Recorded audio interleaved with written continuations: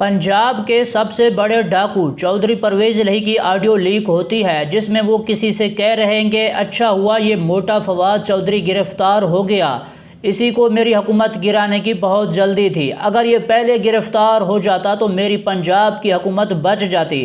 कुछ दिन पहले प्रेस कॉन्फ्रेंस करके भी चौधरी परवेज इलाही ने अपने जहर के कुछ छींटे उड़ा ही दिए और वहाँ भी चौधरी फवाद की गिरफ्तारी पर ठट्ठे उड़ा रहा था और ये कह रहा था कि अच्छा हुआ गिरफ्तार हो गया, अगर पहले गिरफ्तार हो जाता तो मेरी हुकूमत बच जाती। और इस खुदगर्ज इंसान को, जो कि पंजाब का सबसे बड़ा डाकू और इस्टेब्लिशमेंट का गुलाम इब्न गुलाम भी है, सिर्फ अपनी हुकूमत चाहिए थी, चाहे मुल्क का बेड़ा ही गर्क हो जाए।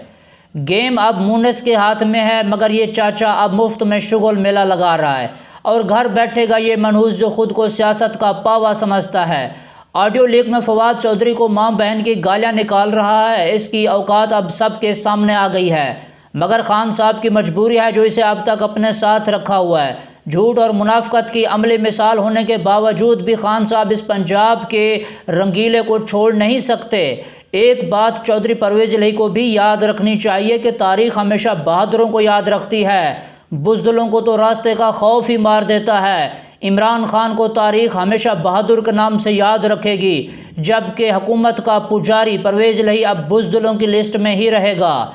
इस ग़ुलामी में एड़ियाँ रगड़ रगड़ कर मरने से तो बेहतर है कि कौम के लिए शहादत मिले, मगर ये लोग तो मौका परस्त हैं और ख़ुद को लीडर समझने लगे हैं। ये कोई नई बात नहीं है, परवेज इलाही का मुनाफिकाना रवैया पहले भी अपनी झलक दिखा चुका है।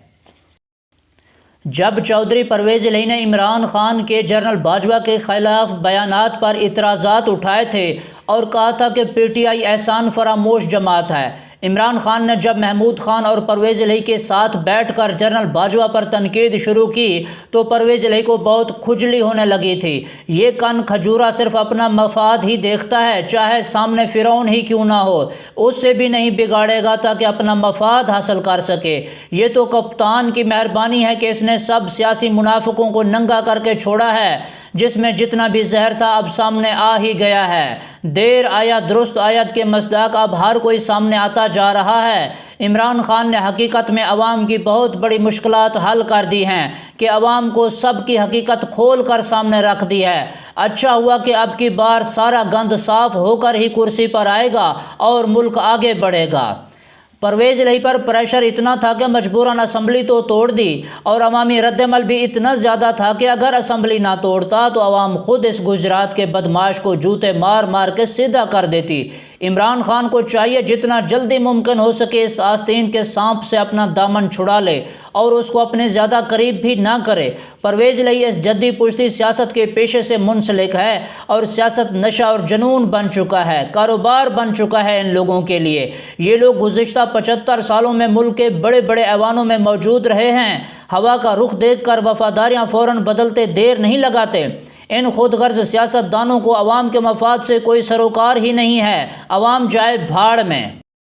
जब इमरान खान ने परवेज इलाही को ये ऑफ़र की कि काफ लीग को पीटीआई में जम कर दिया जाए तो इक़्तिदार का ये भूखा ब्लैकमेलर फ़ौरन ही पतली गली से निकल गया। इसके बाद पीटीआई के किसी रहनुमा ने ये ट्वीट भी कर दी कि पीटीआई और काफ लीग आपस में इत्तेहादी हैं और कुछ भी नहीं। चौधरी परवेज इलाही को मेरा यह मशवरा है कि चौधरी साहब, आपकी सियासत का अंदाज़ 15 से 20 साल पुराने वाला है और अब की सियासत बहुत हद तक बदल चुकी है और अब मॉडर्न सियासत का दौर है। नौजवान आप लोगों की इस पुरानी घटिया और घिसी पिटी मफाद परस्ती वाली सियासत से नफरत करने लगे हैं, लिहाजा या तो आप अपनी सियासत का अंदाज़ बदलें या फिर अपनी मुनाफिकाना पॉलिसी बदलें, वरना हर गुजरते दिन के साथ आप अपने बड़ों के पेशे का सत्यानाश करके जा रहे हैं। जब ऑडियो लीक हुई तो चौधरी परवेज इलाही फ़ौरन फवाद चौधरी और पीटीआई से और फवाद चौधरी के अहले खाना से माफ़िया मांगते फिरते हैं, क्योंकि ये चौधरियों का पुराना असूल है कि छुप कर वार करने के बाद फ़ौरन